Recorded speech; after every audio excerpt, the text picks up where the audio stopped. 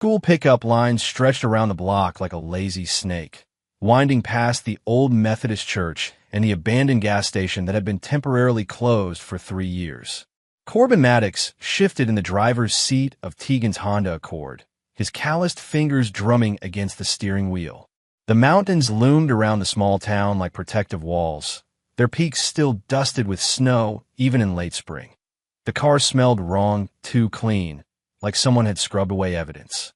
Pine air freshener couldn't mask the chemical tang underneath, something sharp and medical that reminded Corbin of the field hospitals in Afghanistan.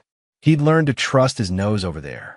A smell could warn you about hidden explosives, infected wounds, or fierce sweat that meant someone was lying. His phone buzzed.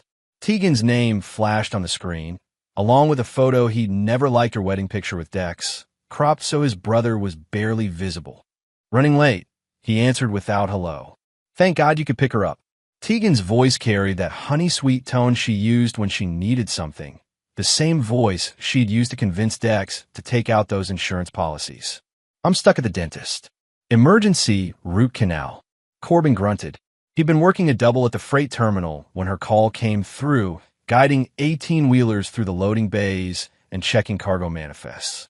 His supervisor, Morrison, hadn't been happy about him leaving early again. But Violet came first. She always came first, just like Dex would have wanted. "Corbett." Tegan's voice turned sharper, losing some of that artificial sweetness. "You there?" "I'm here. Just be careful with my car, okay? I've been acting up lately, making strange noises." The line went dead before he could ask what kind of noises. Corbin stared at the phone, something cold settling in his stomach like a chunk of mountain ice. "Acting up how? When?" Tegan had driven the Honda to the grocery store just yesterday, hadn't mentioned any problems then. In fact, she'd been practically singing when she came back, humming some tune he didn't recognize while she unpacked milk and bread. The elementary school doors burst open, releasing a flood of backpacks and sneakers.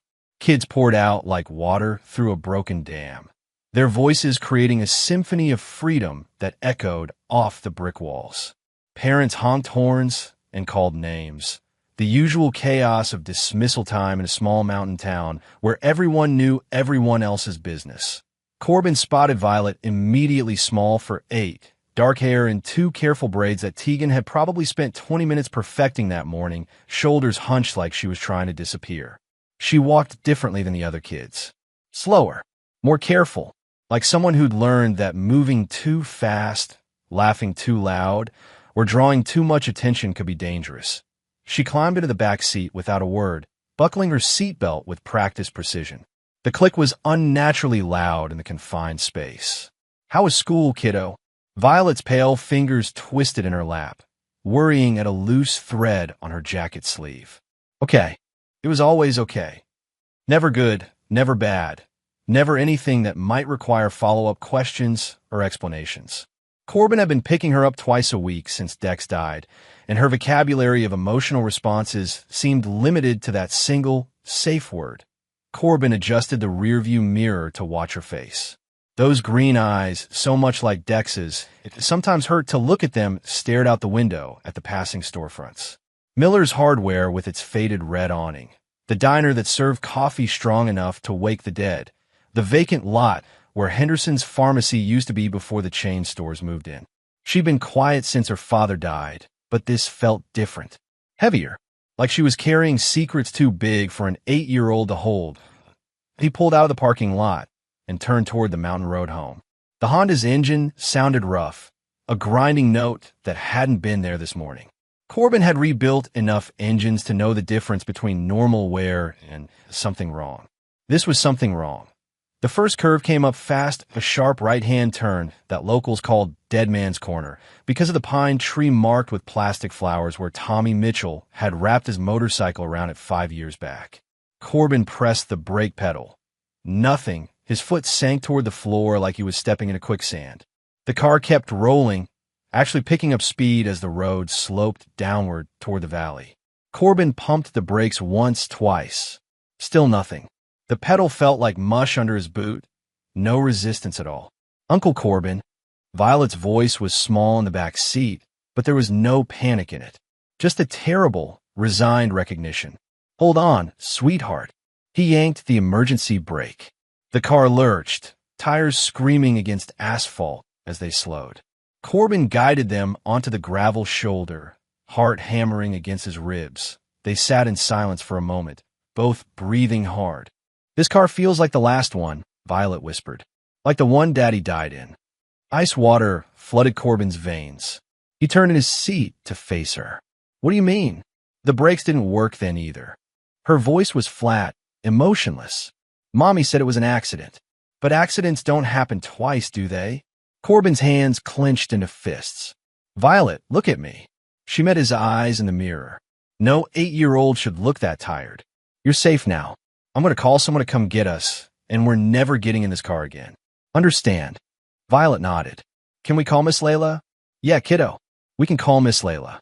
Layla's pickup truck pulled into Tegan's driveway. 30 minutes later, gravel crunching under the tires. Corbin carried Violet's backpack while she walked beside him, her small hand gripping his jacket with white-knuckled intensity.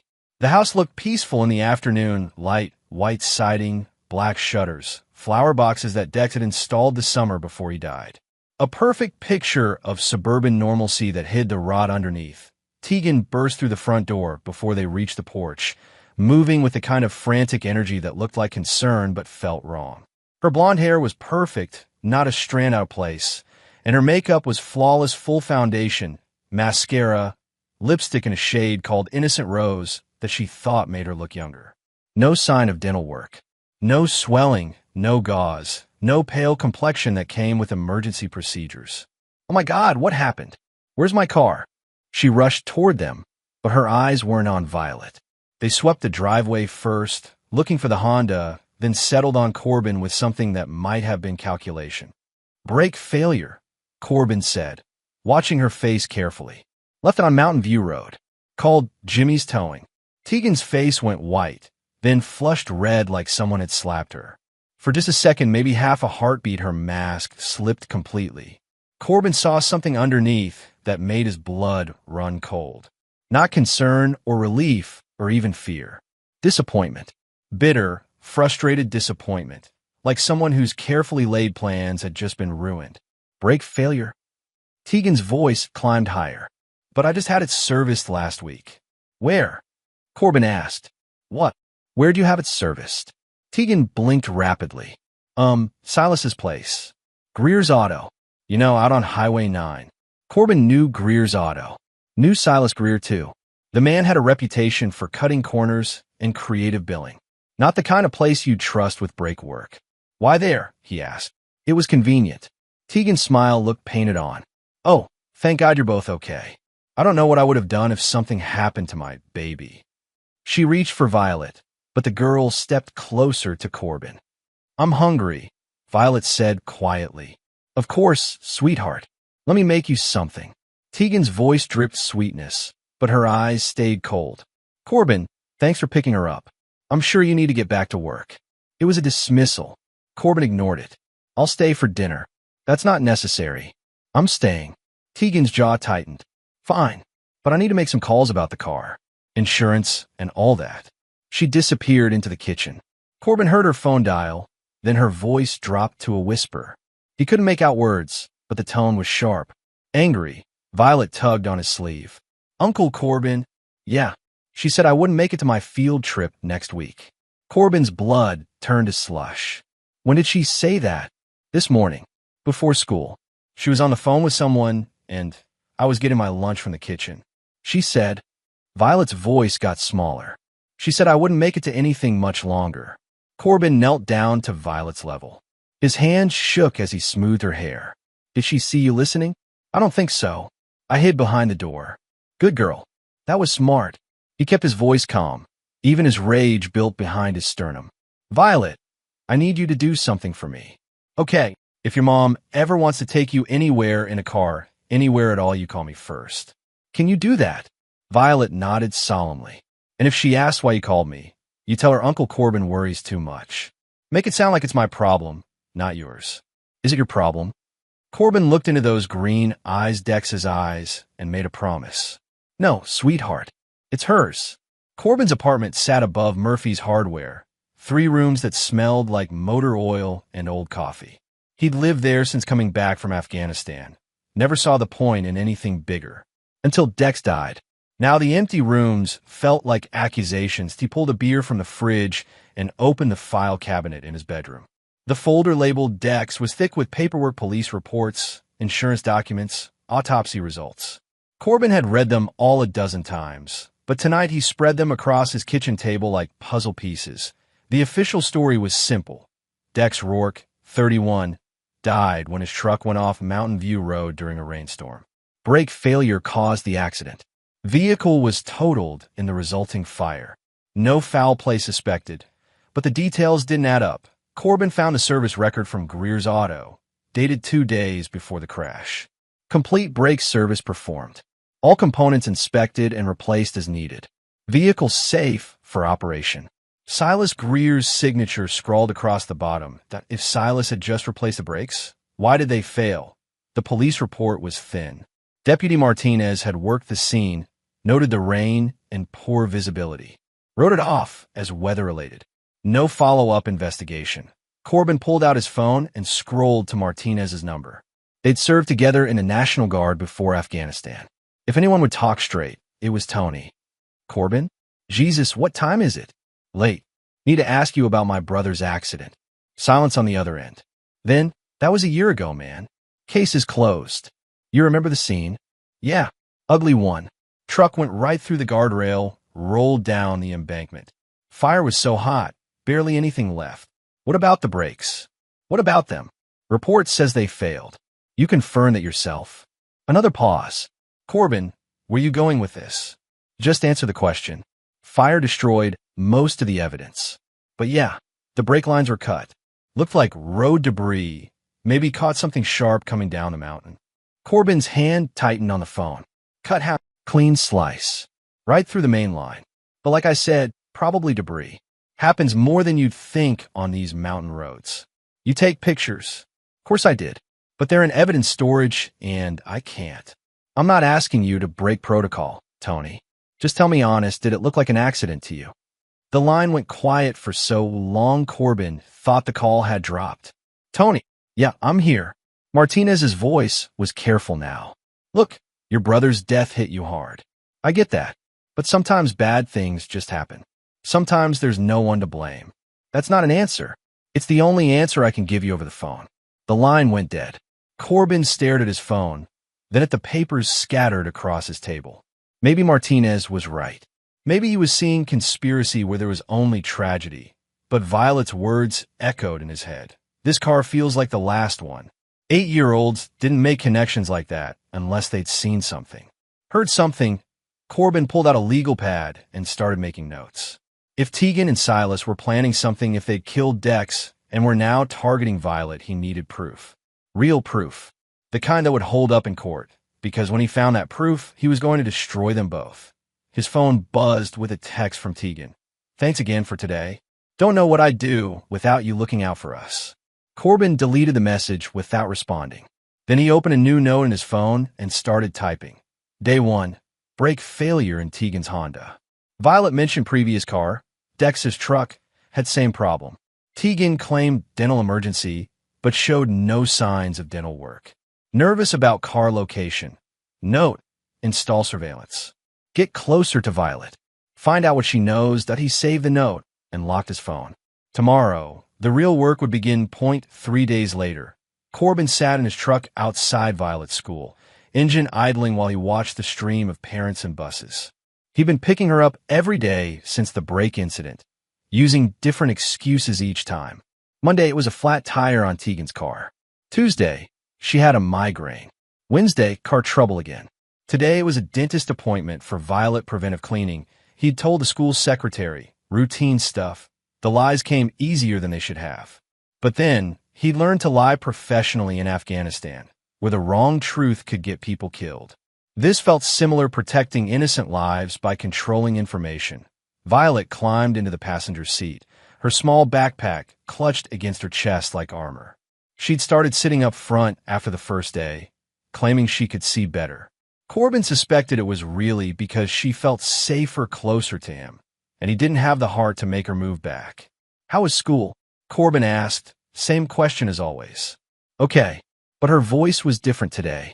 Smaller, tighter, like a string wound too tight. Something wrong. Violet's fingers worked at the zipper of her backpack, a nervous habit she'd developed since her father's death. The sound was small and rhythmic in the truck's cabin, metal against fabric, zip, zip, zip. Uncle Corbin, can I show you something? Course, kiddo. She pulled out a black composition notebook, the kind kids use for writing assignments. The cover was decorated with crayon flowers, purple daisies, and yellow sunflowers that looked like the ones in Dex's garden, but underneath the cheerful drawings, Corbin could see tape holding the binding together. The notebook had been opened and closed so many times that the spine was cracking. It's my secret book, Violet said, her voice barely above a whisper. I draw things I see, things I remember. Mrs. Peterson says drawing helps people process trauma. She said the last word carefully, like she practiced it. Corbin's chest tightened. 8-year-olds shouldn't know words like trauma. She opened it to the first page. Corbin's breath caught. The drawing was rough, done in colored pencils, but clear enough. It showed a woman with blonde hair, Tegan, standing over a small figure on the ground. The woman's mouth was open, red crayon scribbled around it like screaming. The small figure had its hands up, protecting its face. This one's from last month, Violet said quietly, when I broke her coffee mug by accident. Corbin's hands gripped the steering wheel. She hit you, not really hit, just grabbed my arms real tight. Left marks. Did you tell anyone? Who would I tell? Violet turned the page. This one's from 2 weeks ago. The second drawing showed a man with dark hair and something that looked like a snake wrapped around his arm. He was standing next to Tegan, both of them smiling. But their smiles looked wrong, too wide, like they were showing too many teeth. That's the man from the garage, Violet said. The one who fixed Mommy's car. He has a tattoo that looks like a snake eating its own tail. Silas Greer. Corbin had seen that tattoo. Does he come to your house? Sometimes, when I'm supposed to be sleeping. But I hear them talking. Violet's voice dropped to a whisper. He says mean things about me. Says I'm in the way. She turned to the last drawing, and Corbin's world tilted. It showed a car, a Honda Accord, recognizable by its shape surrounded by orange and red scribbles. Fire. Inside the car was a small figure with dark braids. Outside, standing safely away, were 2 figures holding hands. One had blonde hair, one had the snake tattoo. Below the drawing, in careful 8-year-old handwriting, Mommy's new plan. Violet. Corbin's voice came out rough. When did you draw this? Yesterday, after I heard them talking on the phone. Violet closed the notebook and hugged it tight. She said the first time didn't work right. Said this time she wants it to look clean. No evidence. What else did she say? She said, Violet's eyes filled with tears. She said she can't keep me around anymore. That I was just like Daddy, too smart for my own good. Corbin pulled the truck over and cut the engine. His hands were shaking now, rage and protective fury battling for control. He wanted to drive straight to Tegan's house, wanted Tono. That was emotion talking. He needed to be smart about this. For Violet's sake. Kiddo, listen to me. You've been very brave, keeping track of all this. But I need you to hide that notebook somewhere safe, okay? Somewhere your mom will never find it. Okay, but what if? Nothing's going to happen to you. I promise. Corbin turned to face her fully. But I need your help. Can you remember exactly what your mom and that man said on the phone? Violet nodded, wiping her nose with her sleeve. She said, this time, I want it to look clean. No evidence. I can't keep this kid around. And then she laughed. And she said, let the brakes go. It worked on Daddy, didn't it? The words hit Corbin like a physical blow. They'd killed Dex, murdered his brother for it. Insurance money? Freedom? Did they say anything else? The man said something about timing. Said it had to happen soon, before the field trip. Said once school ended for summer, it would be harder to make it look like an accident. The field trip. Next week. Corbin's mind raced through possibilities, plans, ways to keep Violet safe while gathering evidence. Uncle Corbin, are you going to call the police? I'm going to call someone, he said. But first, we need to be really smart about this. Can you act normal around your mom for a few more days? Just until I can figure out how to protect you. I've been acting normal my whole life, Violet said. The sadness in her voice broke something inside Corbin's chest. Not for much longer, sweetheart. I promise. Layla Finn's house sat on a quiet street near the hospital. A small blue cottage with flower boxes that actually had flowers in them, petunias and marigolds that she tended herself after 12-hour shifts. The porch light was always on, a beacon for anyone who needed help in the middle of the night. Corbin had been coming here for coffee and conversation for 3 years, ever since his truck broke down and she'd given him a ride home from the ER after a bar fight went wrong. Tonight, he sat at her kitchen table while she bandaged a cut on his knuckle. The kitchen smelled like coffee and cinnamon, warm and safe in a way that reminded him of his grandmother's house before the war. He'd put his fist through his apartment wall after hearing Violet's story, and the knuckles had split open against the drywall. You want to tell me what really happened? Layla asked, not looking up from her work. Her fingers were gentle but efficient, the hands of someone who'd patched up soldiers and civilians in equal measure. Stupid accident. Uh-huh. She tied off the bandage with quick, efficient movements that spoke of years in emergency medicine. And this has nothing to do with you picking up Violet every day this week. Corbin looked at her. Layla was small but strong, with dark hair pulled back in a practical ponytail and brown eyes that missed nothing. She'd been an Army medic before nursing school, had her own story about surviving dangerous men. If anyone would understand what was happening to Violet, it was her. Can I trust you? He asked. You know you can. I mean, really trust you. With something that could get ugly. Layla sat back in her chair, studying his face with the same intensity she brought to triage decisions. Corbin, what's going on? He told her everything. Violet's drawings, the overheard phone calls, his suspicions about Dex's death. Layla listened without interrupting, her face growing harder with each detail. Jesus, she said when he finished. That poor kid. I need help. Evidence. The kind that will stick in court. What do you want me to do? You have access to medical records, right? Violet's been to the ER twice in the past 6 months. Small injuries, nothing that screamed abuse. But maybe if someone looked closer, Layla was already shaking her head. I can't just pull patient files, Corbin. That's my license. What if I brought Violet in? Wellness check. You'd have legitimate access then. For wellness check, yeah? But, she paused, thinking. Actually, that's not a bad idea. If there's a pattern of injuries, or if she's been oversedated, kids who are being drugged for behavior control. Makes them compliant, easier to manage. Shows up in blood work if you know what to look for. Corbin nodded. What else? Audio evidence would be huge. If you could get them admitting to what they did at Dex, already working on that. Corbin pulled a small device from his pocket. Bought this yesterday. Voice-activated recorder, magnetic mount. Thinking about putting it in Tegan's car. That's illegal surveillance. So, is murdering children. Layla was quiet for a moment. If you get caught planting that, it's not just your freedom on the line. It's Violet's life. Tegan will move faster if she thinks you're onto her. Then I won't get caught. Layla reached across the table and covered his hand with hers. Corbin, I know you want to protect her, but you can't do this alone. What about Sheriff Price? You two go way back. Alden's good people, but he's by the book. If you want to follow proper channels, build a case slowly. Violet doesn't have time for slow. She also doesn't have time for you to get arrested for planting illegal surveillance devices. Corbin pulled his hand free. So what do you suggest? We be smart. We document everything legally. We get that wellness check on Violet, and I look for signs of abuse or drugging. You keep picking her up from school, keep her away from dangerous situations. And we find a way to get Tegan and Silas to incriminate themselves in a controlled environment. How? Layla smiled, but it wasn't a nice expression. Let me think about that. I might know someone who can help. The next morning, Corbin sat in his truck outside Greer's Auto, watching the early shift arrive. The garage was a converted gas station on Highway 9, all rust stains and broken concrete that spoke of decades of hard use and deferred maintenance. 2 bays stood empty in the morning light, their overhead doors rolled up to reveal oil-stained floors and tool benches covered in parts that might or might not belong to actual customer vehicles. The building itself was a testament to Silas's approach to business, functional but careless, corners cut wherever possible.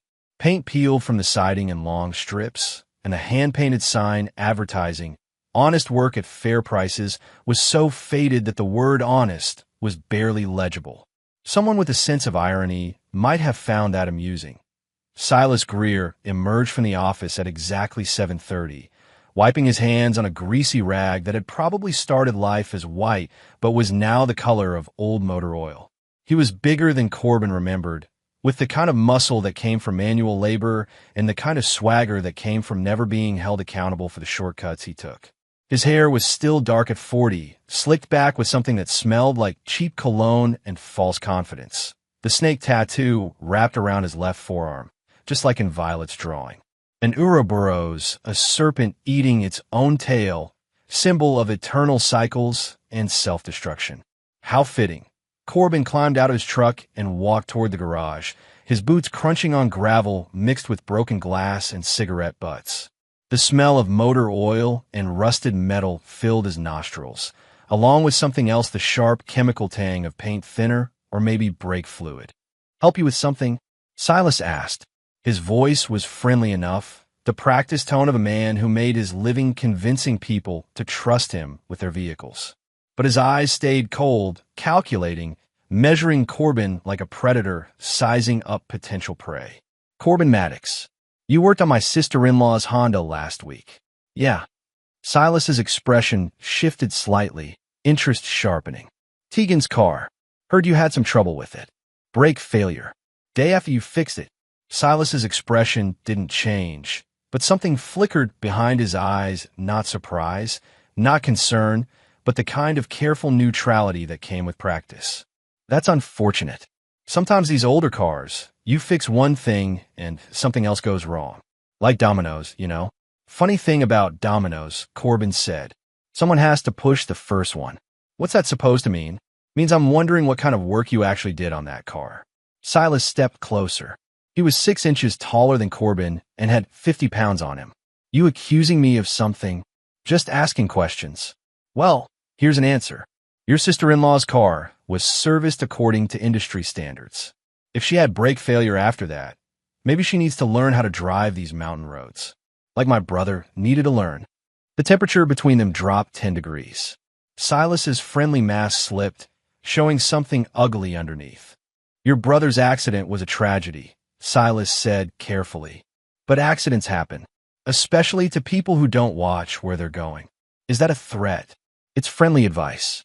These roads can be dangerous, especially for people who ask too many questions." Corbin smiled.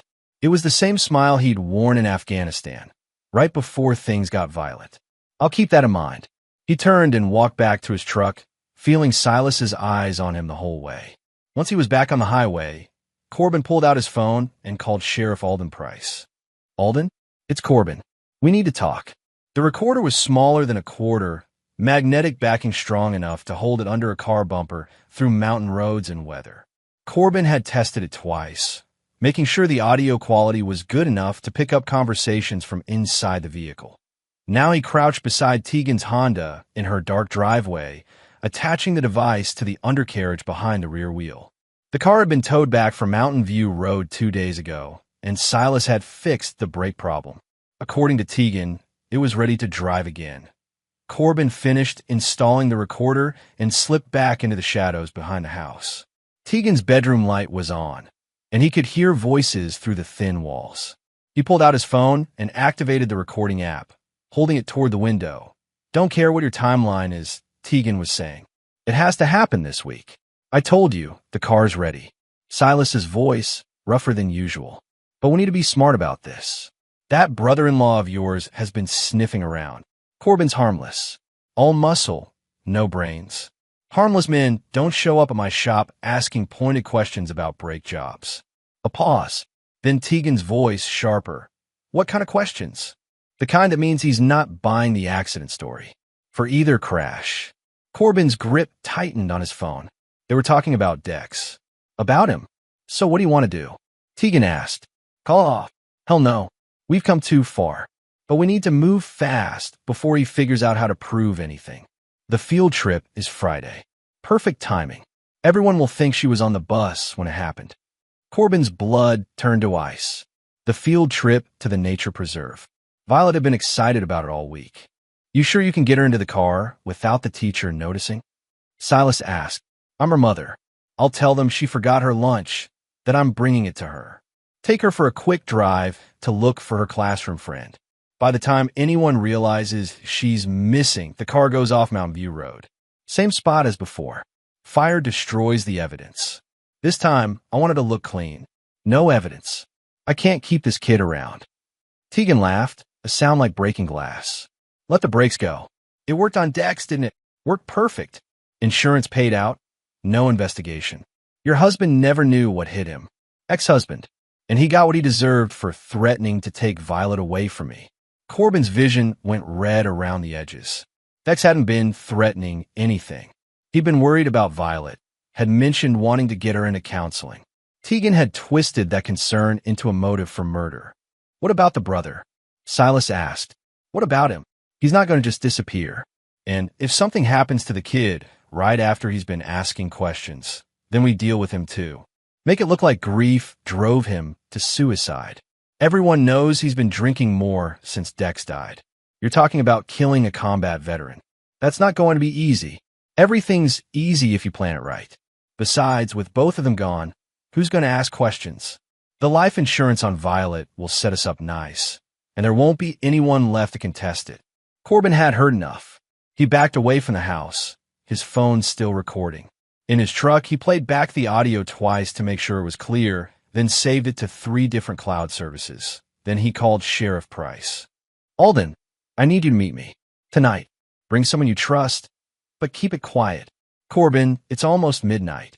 They're going to kill her Friday. I have proof. Silence on the other end. Then, where do you want to meet? The sheriff's office was empty except for the 3 of them. Alden Price sat behind his desk, his usually neat uniform wrinkled from being called in after midnight. Deputy Martinez leaned against the wall, arms crossed, looking like he'd rather be anywhere else. Corbin had laid everything out on the desk. Violet's drawings, his brother's accident file, photos of the tampered brake lines, and his phone with the audio recording. Play it again, Alden said. Corbin hit play. Tegan's voice filled the room. Let the brakes go. It worked on Dex, didn't it? And Silas. Worked perfect. Insurance paid out. No investigation. Alden's face was stone. Martinez was sweating. Jesus Christ. Tony, Alden said when the recording ended. You wrote this off as an accident. Rain was coming down hard that night. Martinez said defensively. Vehicle was destroyed by fire. I did the best I could with what I had. You had brake lines that were cut clean through. Could have been road debris. Bullshit. Alden's voice cracked like a whip. You know the difference between impact damage and a clean cut. You've seen enough of both. Martinez shifted uncomfortably. Look, I might have been rushed. Had 3 other calls that night, all weather-related. Maybe I didn't look as close as I should have. Maybe. Corbin's voice was deadly quiet. My brother's dead because you maybe didn't look close enough. Corbin. Alden held up a hand. Tony screwed up, but that's not our priority right now. We've got less than 4 days to stop these people from killing a child. He picked up Violet's notebook, flipping through the drawings again. This is good evidence, but it's not going to be enough for a judge. Kid's testimony, illegally obtained audio recording, the defense attorney would tear it apart. So what do you suggest? Corbin asked. We need them to confess in a controlled environment, somewhere we can record them legally. They're not stupid enough to confess to cops. No, but they might confess to you. Alden leaned forward. What if we set up a meeting? You tell Tegan you know what she's planning, that you want in on it. She'll never believe that. She will if you make it convincing. Tell her you've been struggling financially since Dex died, that you know about the insurance money and want to cut. Make her think you're desperate. Corbin considered it. What about Violet? We can't leave her exposed while we're playing games. We'll make sure she's safe, Alden said. Layla's already agreed to take her for the weekend. Medical emergency, needs observation. Gives us reason to keep her away from home. And the field trip, we'll handle that. Make sure she's not on any bus that Tegan can intercept. Martinez pushed off the wall. Sheriff, with respect, this is a lot of moving parts. What if something goes wrong? Then a little girl dies, and we'll have to live with that. Alden said bluntly. Tony, you already screwed up one investigation. You really want to screw up another? Martinez's face flushed red, but he nodded. What do you need me to do? For now, stay quiet. Don't log any of this officially until we have solid evidence. And pray we can pull this off without getting anyone killed. Alden turned back to Corbin. You sure you can sell this? Make her believe you're willing to let a child die for money.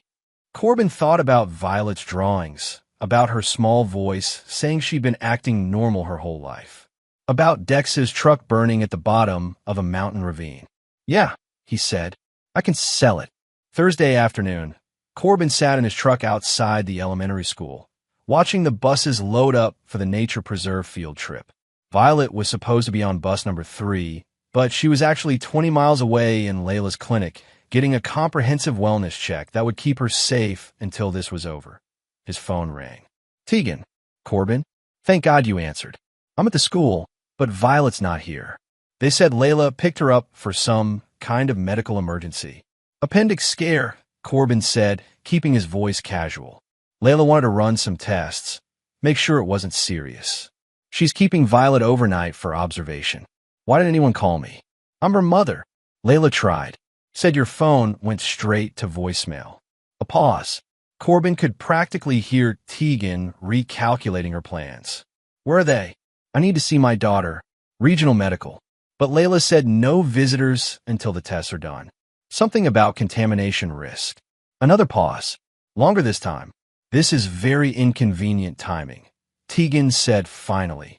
Yeah, well, kids get sick when they get sick. I suppose. Well, I guess I'll just have to wait. The line went dead. Corbin smiled grimly and speed-dialed Alden. She took the bait. Time to set the hook. An hour later, Corbin knocked on Tegan's front door. She answered quickly, like she'd been waiting by the window. Any word from the hospital? She asked. Violet's fine. False alarm. But we need to talk. About what? About what you and Silas are really planning. Tegan's face went carefully blank. I don't know what you mean. Sure you do. Corbin pushed past her into the living room. I know about the insurance policies. I know about the brake lines. And I know about Dex. For a moment, Tegan just stared at him. Then she closed the door and leaned against it. How long have you known? Long enough. Question is, what are you going to do about it? What do you want, Corbin? He pulled out a chair and sat down, making himself comfortable. I want what everyone wants. Money. Security. A future that doesn't involve working doubles at a freight terminal. You want in. I want in. 50-50 split on whatever Violet's policy pays out. Tegan's eyes narrowed. Why would I trust you? Because you don't have a choice. I've got enough evidence to bury you both. But I'm willing to forget what I know if the price is right. How much evidence? Corbin pulled out his phone and played a snippet of the recording just enough to let her know he had it. Tegan's face went white. You recorded us. I record everything these days. Never know when information might be valuable. Tegan was quiet for a long moment, thinking. Finally, she pulled out her own phone. Silas? Come over. Now, we have a problem that might actually be an opportunity. 20 minutes later, Silas knocked on the door. Tegan let him in, and he took one look at Corbin sitting in the living room like he owned the place. What's he doing here? He knows. Tegan said simply to Silas's hand moved toward his jacket, but Corbin shook his head. I wouldn't. This conversation is being recorded by people who know where I am. Something happens to me, and you'll have bigger problems than one dead kid. What do you want? Silas asked. He wants in, Tegan said. 50%. Like hell. Think about it, Corbin said. 3 ways to split the money instead of 2, but also 3 alibis instead of 2. I can place you both somewhere else when the accident happens. Make the story more solid. Silas looked at Tegan. How do we know he won't turn on us later? Because I'll be just as guilty as you are, Corbin said.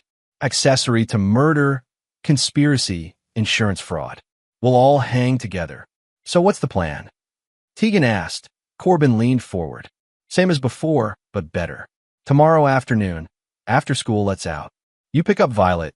Tell her you're taking her to see me. Drive her up Mountain View Road, same spot where Dex died. I'll be waiting with my truck. Make it look like I was trying to help when the brakes failed. And then, your car goes over the edge. Violet doesn't survive.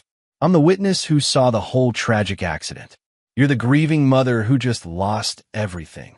Silas was nodding slowly. What about the insurance investigation? That's where you come in, Corbin said.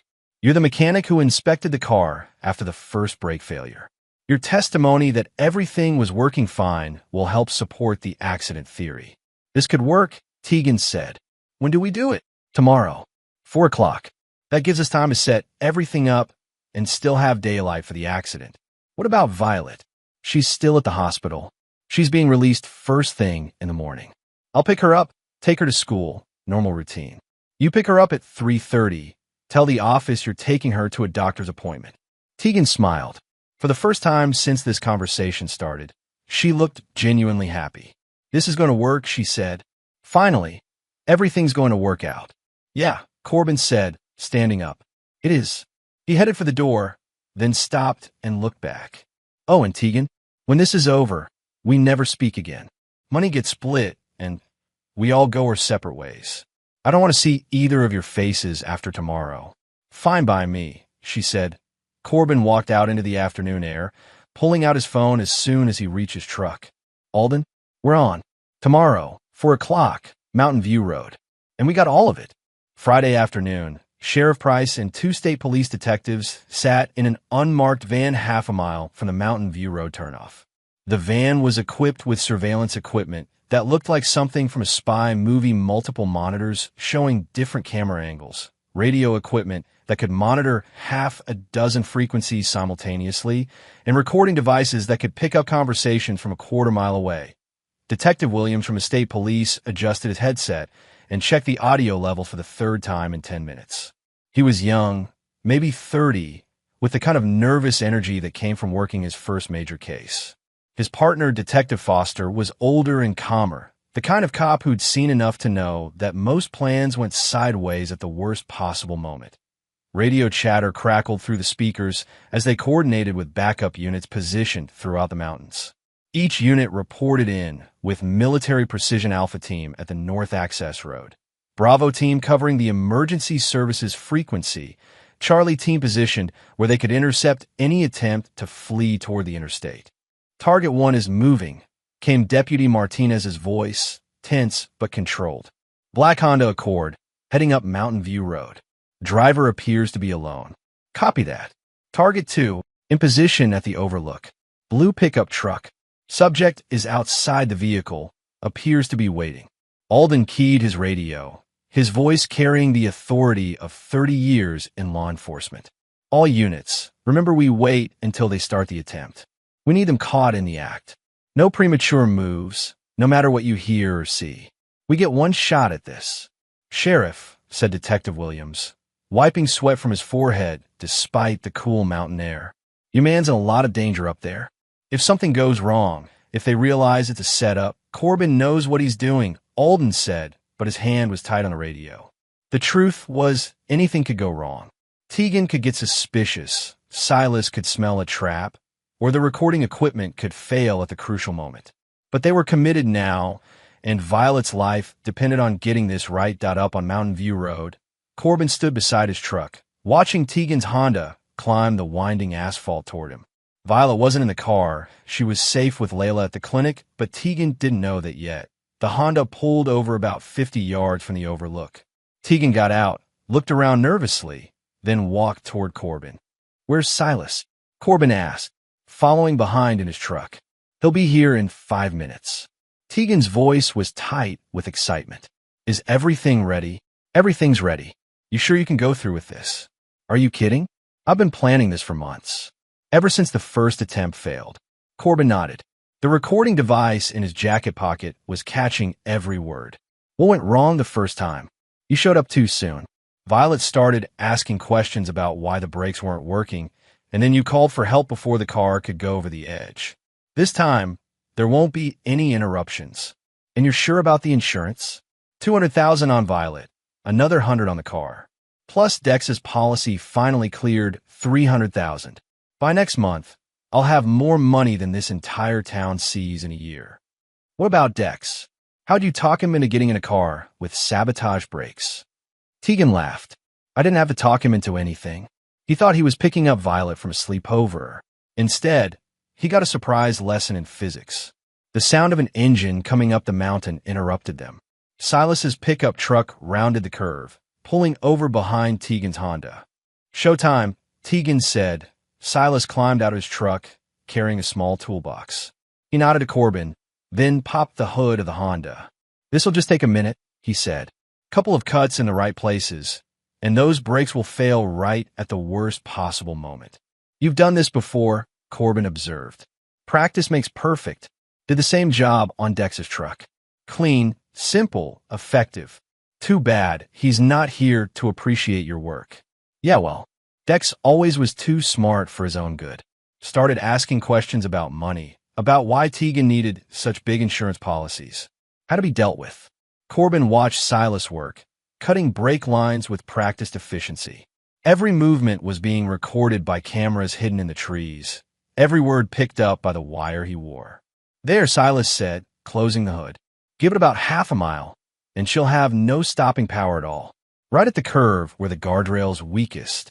"Perfect," Tegan said. "Now we just need to get Violet into the car." "About that," Corbin said, "there's been a change of plans." Both of them turned to look at him. Tegan's smile faltered. "What kind of change?" "The kind where you're both under arrest." Sheriff Price's voice boomed across the mountainside through a bullhorn. "This is the sheriff's department. Nobody move." Police officers emerged from the tree line, weapons drawn. Tegan's face went from confused to terrified in the space of a heartbeat. "You son of a bitch," she said. "You set us up." "Yeah, I did. Just like you said to my brother." Silas made a run for his truck, but 2 state troopers tackled him before he made it 10 feet. Tegan just stood there, watching her world collapse. "Where's my daughter?" she asked. "Safe. Where you'll never touch her again." Deputy Martinez read them their rights while the detectives processed the scene. The Honda's brake lines, the recorded confessions, the evidence from Dex's murder, all of it documented and cataloged as they loaded Tegan into the back of a patrol car. She looked at Corbin through the window. "You think you've won something," she said. "But that kid will never be normal.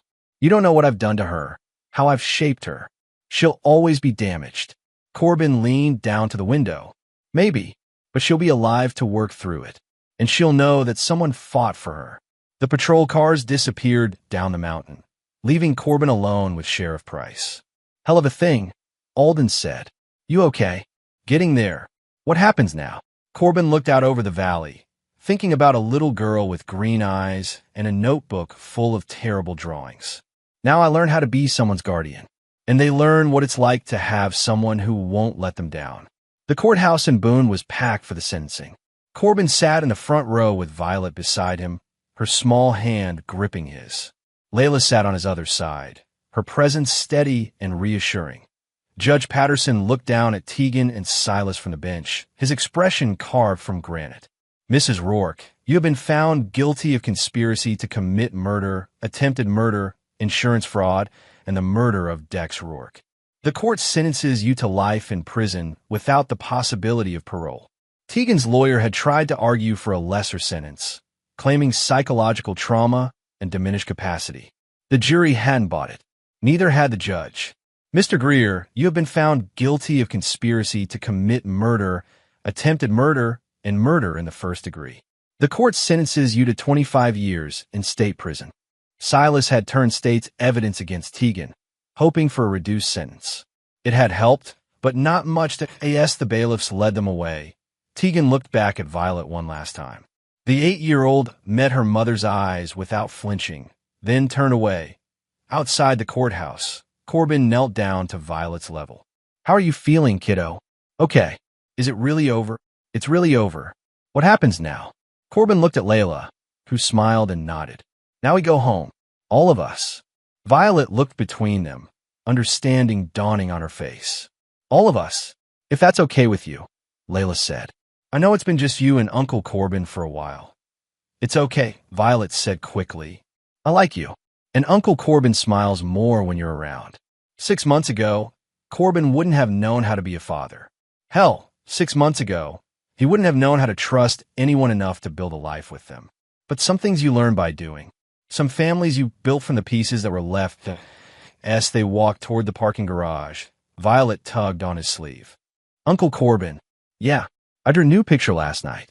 Want to see?" She pulled out a folded paper from her backpack. This drawing was different from the others' bright colors, careful details. It showed three figures standing in front of a house with flowers in the yard.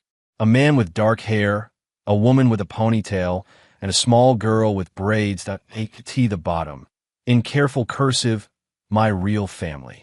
Corbin folded the drawing and put it in his wallet, right next to the photo of Dex. Some justice was loud, with trials and verdicts and life sentences. But the quiet kind that built safe homes and gave children reasons to smile, that was the justice that mattered most. And Corbin Maddox had never been one to forgive. But he was learning, slowly, how to love.